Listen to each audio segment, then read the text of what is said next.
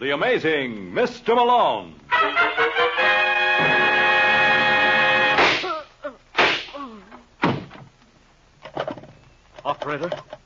Operator, get me the office of John J. Malone. The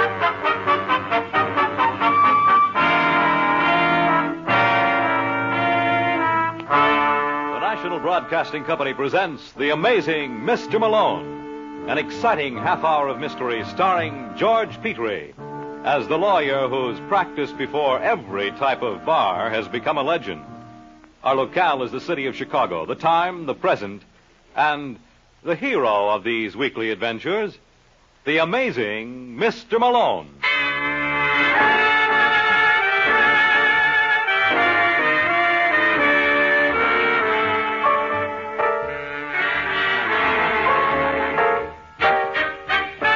Malone's the name, John J. Malone, attorney and counselor at law. Tonight, in our study of the cliche, let's take a gander at hard work never killed anyone. You can never prove that by Danny Braden. Danny is the dark-haired boy in the small furnished apartment on Chicago's South Side. Danny is what is known in the trade as a solitary drinker, and he's just made an amazing discovery. Your liquor goes a lot further that way. Danny. What the devil do you want, Thelma? I don't want to nag you, darling. You're certainly giving a darn good imitation. I only meant... What's the matter? You deaf? See who that is. Sure, darling. Just a minute, I'm coming. Yes? I'm looking for a Danny Braden. What do you want with him? I'm an old buddy of his from L.A. Just tell him it's Jack Bucktel. Well, what are you doing here? Oh, hiya, Danny. Good to see you. What do you want, Bucktel? Now, is that any way to talk? Your little girl here would think you weren't glad to see me. She'd be right. That's gratitude for you. And to think the minute I stepped off that bus, I made tracks right over here. Shouldn't have bothered. Was no bother at all. How you doing, Danny? Swell. You don't look it. Well, you know me, Buck. I never believed in being ostentatious. Can you use $100,000? Are you kidding? Darling. Shut up. What? Where can we talk? What's the matter with this? Two things. One, you haven't invited me in. What's the other? Her. They're both no problems. All right, Thelma, go take yourself a walk. No.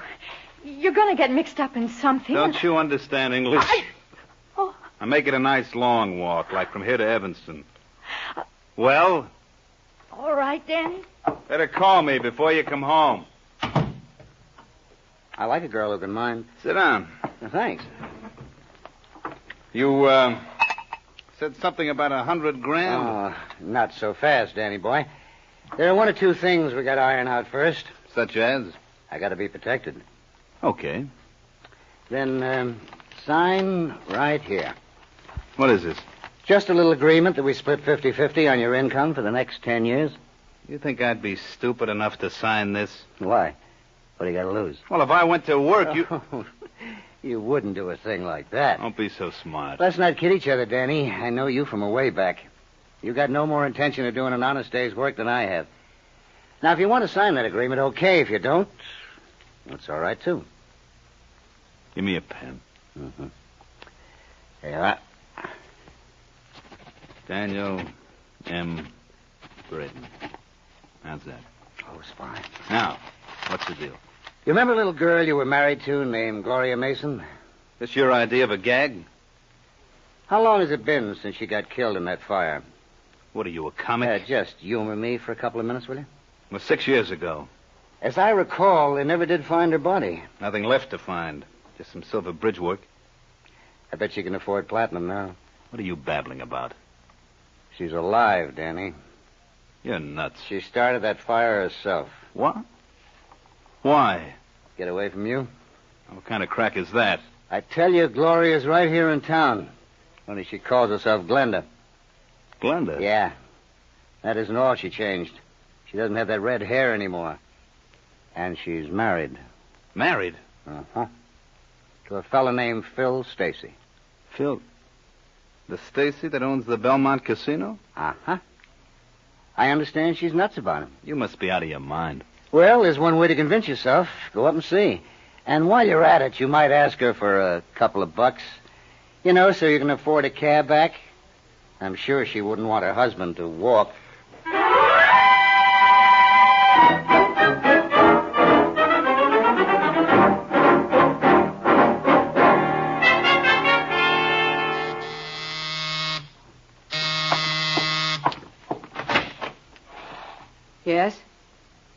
What do you know? What? I never would have believed it if I hadn't seen it with my own eyes. Look, mister. What's the matter, Gloria? Don't you recognize your one and only? It's Danny. If you don't get out of here... What'll you do, scream? Yes. I'll go right ahead. Phil! Phil! Of course, we both know he isn't home. I made sure of that. Now, look, mister. I don't know who you are. Oh, now, Gloria. You couldn't have forgotten all we meant to each other? I don't know what you're talking about. Well, maybe I know a way to show you. Does that bring back fond memories? What do you want, Danny? I knew it would ring a bell. What do you want? Only what's mine. You. No. Oh, now you're my wife, honey. You don't know how I missed you. I'm sure you found someone else to beat up. Oh, now, Gloria. Oh, I beg your pardon, Glenda. There never was anyone like you. Well, what do you say you pack your bags and I'll take you home? Let me go. Oh, come on, sweetie. You'll love it. Once you get used to the bugs. What are you after? I told you. You. I only hope Phil won't be disappointed. You're not going to say a word to him. I'll kill you if you do. Well, he's bound to find out. After all, he thinks he's married to you. How much do you want? Now, you think I came here for money? How much do you want? I never thought of it like that. But, if you'd rather stick with Phil, why, far be it from me to interfere with your happiness. Let's make it $5,000. That's a nice round figure. Don't be a fool. Where would I get it? Oh, it doesn't have to be cash, honey. I'll take your check. I'm sure you wouldn't stop payment. How do I know you won't be back again? Of course I will, Glenda. You're my wife. Now, what kind of husband would I be not to drop by when I'm in the neighborhood?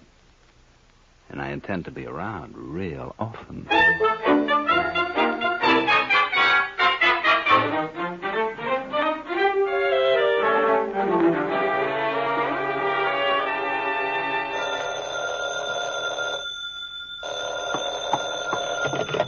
Hello. Oh, Thelma. How goes the battle? Who is this? Jack Buxell. Is Danny around? Just a second. It's for you, Danny. Who is it? Mr. Bucktel. Hello. Hiya, Danny. Fine. How'd you make out? How'd I make out? I understand you were up to see Mrs. Stacy this afternoon. Where do you understand that from? Oh, I got ways and means at my disposal. How did we do? We didn't do. I don't get you, Danny. Very simple, Buck. This isn't the right dame. Listen, friend. Well, I ought to know. I was married to her. Look, boy, don't try to hop me around. Never entered my mind. Sorry it worked out this way, Buck. But maybe we can get together on something else sometime.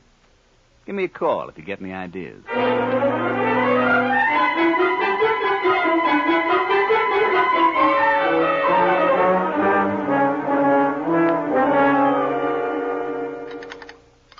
Some more coffee, Glenda? What? I asked if you wanted some more coffee. Oh, no, thanks, Phil. What's the trouble, baby? Trouble? We haven't said 2 words since we sat down. Well, I've got a slight headache. You want some aspirin? No, I'll be all right. Maybe if you ate something. I'm not hungry. You haven't been hungry for a week. If you don't stop picking on me... Sorry, honey. No, it's my fault, Phil. I'm just on edge. Well, I'm going to call Doc Wilbur and ask him. No, I don't want you to. I tell you, I'm perfectly all right. Then what's bothering you? Nothing. Absolutely nothing. I swear. Look, Glenda. I promised when we got married I'd never ask any questions. I know that, Phil, and I appreciate it. But if something's worrying you and you want to tell Papa, he'll always be ready to listen. Remember that.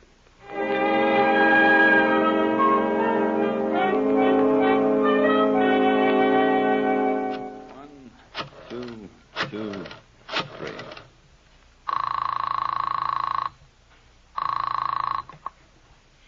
Hello? Hello, Doris. This is Danny Braden. Oh, hiya, Danny. My missus there? Huh, what? Thelma. No, she ain't. Oh. I just got in to find a note saying she's gone over to see you. Well, she left here 10 minutes ago. I think she had an appointment with John J. Malone. Who? You know, that lawyer fella. What does she want with Malone? Well, I don't know, Dan... Oh, gee. I shouldn't have told you. You won't say nothing. Don't you worry, Doris. I won't breathe it to a soul. Danny!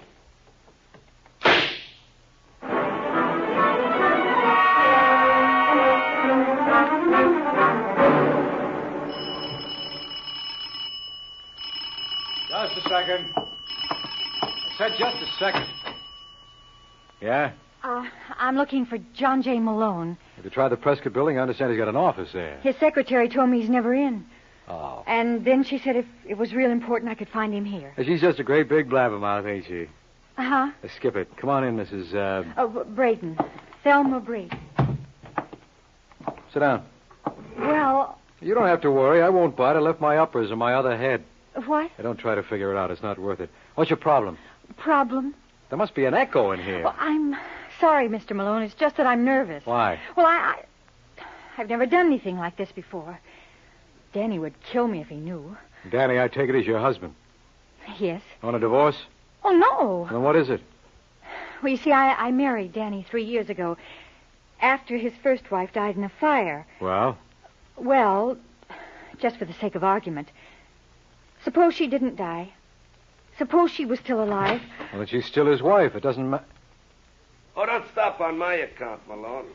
Didn't your mother ever teach you to knock, Lieutenant? She also taught me not to be noisy.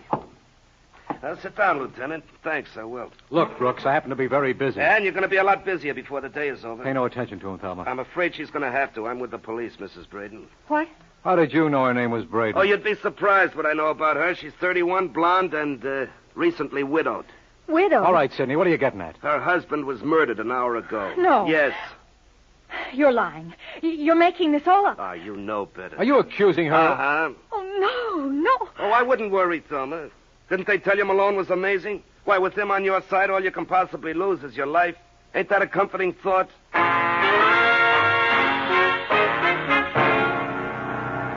You're listening to The Amazing Mr. Malone.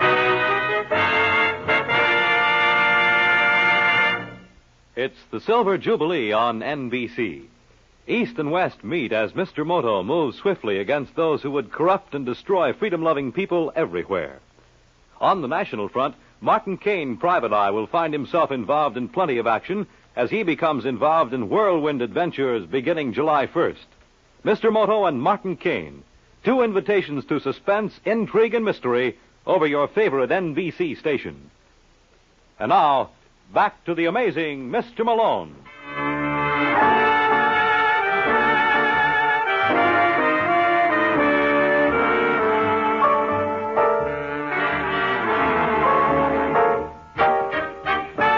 There's one nice thing you can say for my apartment.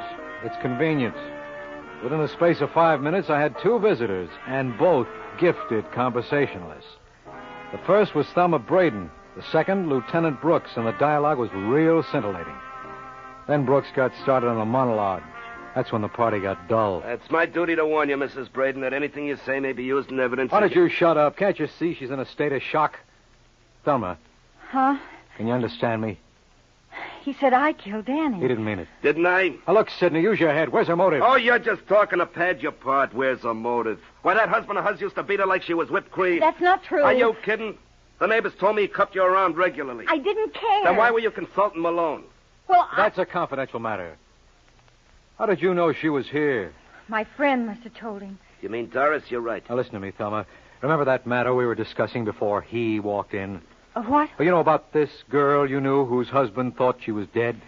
The girl I knew. Yeah, the one who was supposed to be burned in that fire. What was her name? I can't think. You've got to, Thelma. Look, is this a private game, or can a stranger take a hand? It's private. It's Stacy. Glenda Stacy. Phil Stacy's wife? I don't know. Well, I'll check. You go along with Brooks now. You mean I can have her? Don't get your hopes up, Lieutenant. She's only for a lend. I'll be back for her after I look up another prospect.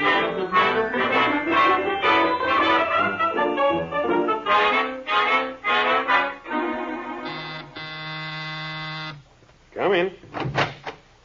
Hello, Phil. Well, if it isn't the amazing Mr. Malone. Come on in. Thanks. Hey, it's quite a place. You know, I've never been up here. Like it? Why shouldn't I? Didn't I furnish it? What are you talking about? Well, I figure with the dough I dropped at your club, I must have at least bought the drapes. Sit down. Thanks. Drink? What do you got? Scotch? That's my boy. Say when. Just one of those things. Just one. Whoop. Here you are. What about you? No, I'll sit this one out. Well, like they say, here's to crime. All right, Malone, what's in your mind? Well, can't a man just drop around for a sociable drink? Not if you're the man. Well, I was kind of hoping to meet your wife. I've heard a lot about her. She around? No, When will she be back? I have no idea. In that case, suppose we have a little talk. Does it concern Glenda? Vitally. Then I don't want to hear it. I don't discuss my wife with strangers. How do you know I'm a stranger? Maybe Glenda and I have a big romance brewing. Oh, don't make me laugh. You know my reputation. Yeah, you're a sucker for a long shot. What's that supposed to mean? Take it any way you like. Look, Phil, I want to be on the level with you. I represent a Thelma Braden. I told you I wasn't interested. Well, you ought to be, because your wife... That's enough, Malone. I think you better go. You know, Phil, you're a remarkable guy. There are not many men around who would trust their wives so implicitly. I wouldn't know. Well, I would. Thanks for the drink, and tell Glenda I was sorry to miss her. Maybe I'll catch her on the next round.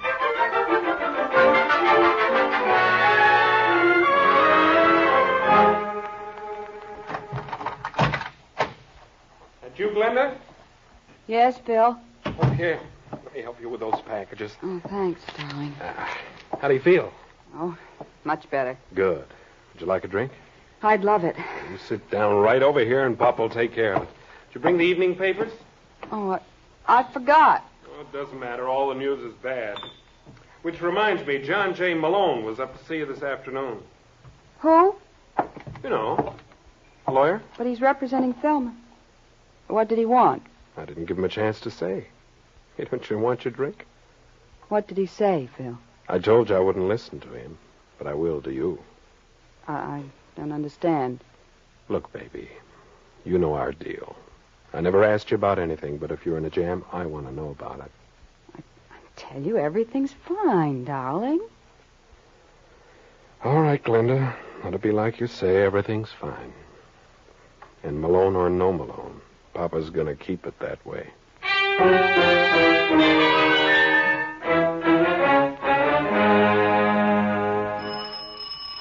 Come. Mr. Malone? That's right. I'm so glad to find you in. You don't know the trouble I had getting your address. You shouldn't have bothered. Oh, I don't mind. All right, let's get it over with. I beg your pardon? Look, Junior, this is an old story to me, though generally I find him waiting inside. Weren't you sent here to warn me off? How in the world did you know that? I'm amazing. Besides, that bulge in your pocket gave you away. Oh, you mean this old thing. Hey, isn't that kind of heavy for a little man like you to carry? But then that makes you a big man, doesn't it? Oh, definitely. Who sent you, Glenda Stacy? And why would Mrs. Stacy want to do that? Because we both know she killed Danny Braden. Did she? Absolutely. She was legally married to Braden, and he was probably shaking her down. Oh, so she took the obvious way out. See my point? Well, isn't there something you're overlooking? You're right. Pardon? I'd completely forgotten about her husband. Did Phil send you? Oh, why should he? Well, by his own admission... Oh, I wouldn't, if I were you. I was just trying to get a cigarette. Yes, well, you can smoke mine. No nicotine. Thanks. Mm-hmm. Now, you were saying? Oh, yeah. Phil would do anything in the world for his wife. Would he? Well, that's what he claimed, and I see no... Wait a minute. Now, don't tell me you thought of something else. Yes, indeed. Danny must have just recently found out Glenda was living. Would you believe I've no idea what you're talking about? Well, it doesn't matter. I was just thinking out loud. You mind? No, not at all. Well, the way I see it, Danny must have learned about Glenda in the past few weeks. Otherwise, this whole affair would have been precipitated a long time ago. Now, how did Danny find out? May I offer a suggestion? Please do. Maybe he saw her on the street. No, that's too convenient. There has to be another party who supplied the information. Does he? That's the only way it adds up. Now, who could have tipped off Danny that Glenda was alive? I have no idea. Well, thanks anyway, friend. You've been real sweet to let me run on like this. Oh! What's the matter, kid? Can't you take it down there? Yeah, I know. I ought to be ashamed for hitting anyone smaller than myself, but you don't think a bully like me would hit anyone bigger.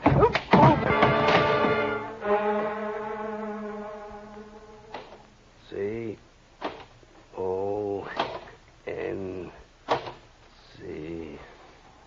Hey, Sussman, how do you spell consensus? Don't tell him, Hank. You know stool pigeon. Oh, no. Make for the hills, men. That man's here again. Look, you idiot, I want to talk to you. No speaker to English. I'm not kidding, Lieutenant. I got the whole thing figured out. When haven't you? I'm serious. Thelma Braden didn't kill her husband. Well, naturally you'd say that. Naturally, and I've just been with the boy who can prove it. Well, why didn't you bring him with you? He was in no condition to travel. He had a gun, and I saw no point in letting him use it. Coward. Who sent him? Well, he wouldn't say, but I'd be willing to hazard a guess. All right, let's hear it. Try and stay with me. Now, Danny Braden was blackmailing Phil Stacy's wife. Why? Because she was really Danny's wife. She was never legally married to Phil. Now, this couldn't possibly be as confusing as you make it sound. Well, if you think it's rough, wait till you hear the rest. Danny thought she was dead.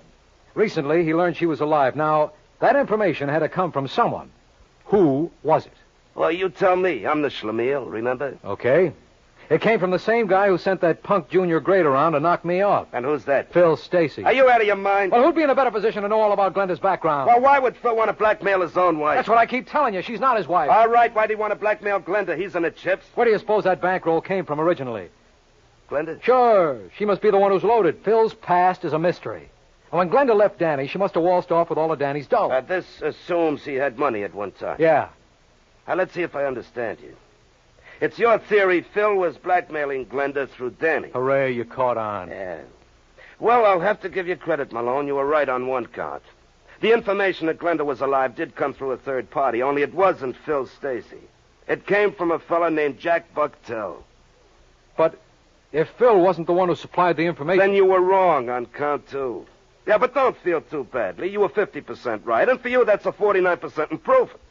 Keep it up, Counselor. You're doing fine.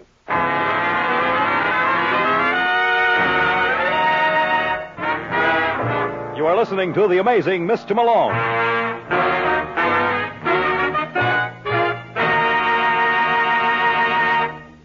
It's the Silver Jubilee on NBC. They say there's a thin line between the real and the unreal, a place where time stands still, a land of silent mystery. We bring you excursions into the unknown, journeys into the future and through the shadow-filled corridors of the minds of men on Dimension X, a program designed to bring you the unusual.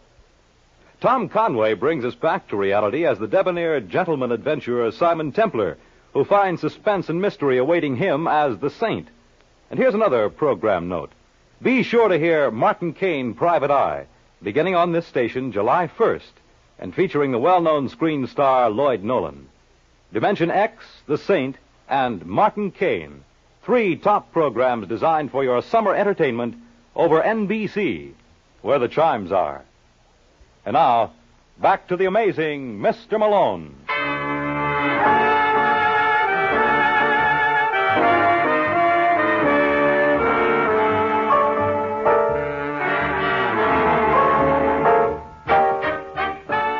They say you can't keep a good man down, and they're absolutely right.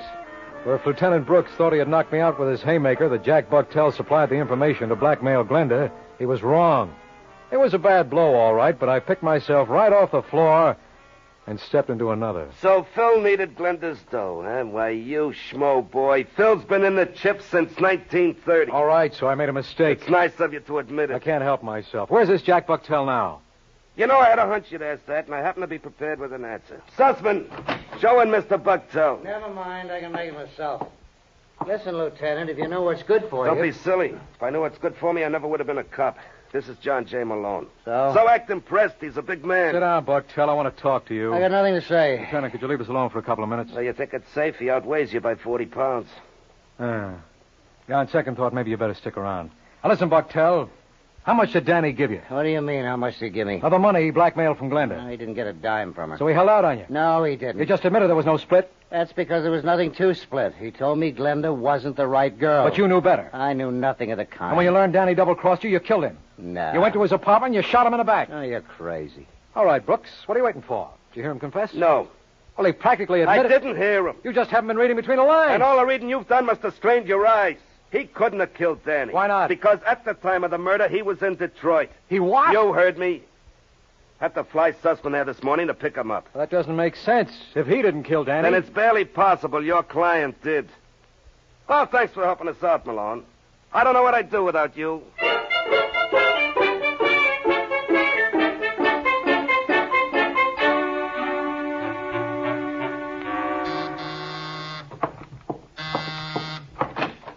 Yes. I bet you're Glenda Stacy. I beg your pardon? My name's John J. Malone. Didn't your husband tell you I was around earlier today?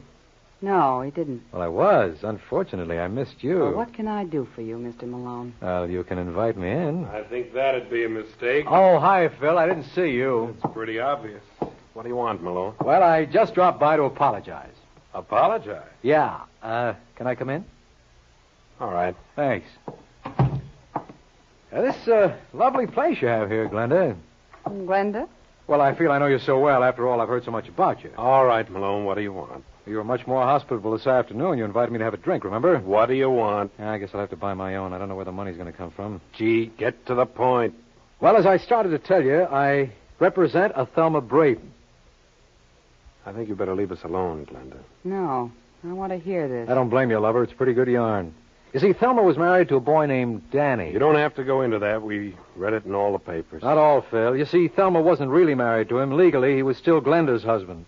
What? That's a lie. You should have told him, lover. Look, Malone, what are you trying to hand me? You folks have nothing to worry about. With Danny dead, there's nothing to prevent you from getting remarried. I don't like those kind of jokes. It's no joke, Phil. But I did do you an injustice. Some gunzel came up to my apartment early this afternoon, and like a fool, I jumped to two conclusions. One, that you sent him. Now, look, Malone. Just hear me out. I also came up with a weird theory that you were behind a blackmail plot to shake down Glenda. Are you out of your mind? I must have been. Lieutenant Brooks told me you were the one with the money. I didn't take his word for it, so I checked with your bank. He was right. Where do you get I off? know. I got my nerve. They told me something else. That in the last month, Glenda here issued 4 checks to Danny Braden. I know about that. No. Sure I did, baby. He's telling the truth, lover. He saw the endorsement. So, being the kind of man you are, naturally, it took steps. And all of them in the direction of Danny Braden's apartment. No. Then later you sent that punk around to scare me off when you thought I was going to hang Danny's murder on Glenda. are you trying to say I killed him? I thought I did. Why, you know... Lieutenant! He wants to slug me. I wish I hadn't come in so fast. Go on. You're too big a ham to miss a cue. Now fool the public and act like a policeman.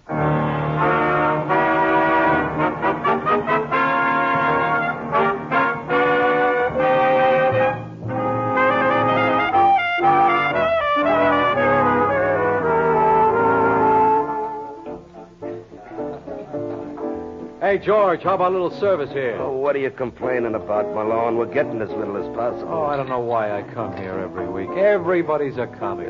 Listen, Malone. What do you want? How did you know Phil killed Danny Braden? Well, it all came down to the process of elimination. Mm-hmm. You had a cast-iron alibi for Jack Bucktel. So? So that took care of him. And as far as Glenda was concerned, it wasn't in character for her to commit murder, or she would have done it long ago. Look what she went through to get away from Danny. And then when he turned up again, she paid him off. Well, maybe she got tired of that. Never. You know, the first touch is always the hardest for a blackmailer. Once the victim kicks through, from then on, it's clear sailing. So that took care of Glenda and left us Phil. Why didn't he let on to Glenda that he knew about Danny? Because that's the kind of a guy Phil is. He was crazy about her. If she thought she was keeping something from him, he wasn't going to let on. Now, does that take care of all your questions? No. This is all well and good about the process of elimination, but there's one party in this deal you overlooked. Who? Your client. Why couldn't Thelma have been guilty? Because you made the pinch. Well, you were right last week, so now it had to be my turn. After all, I'm the one who's amazing. Good night, Lieutenant.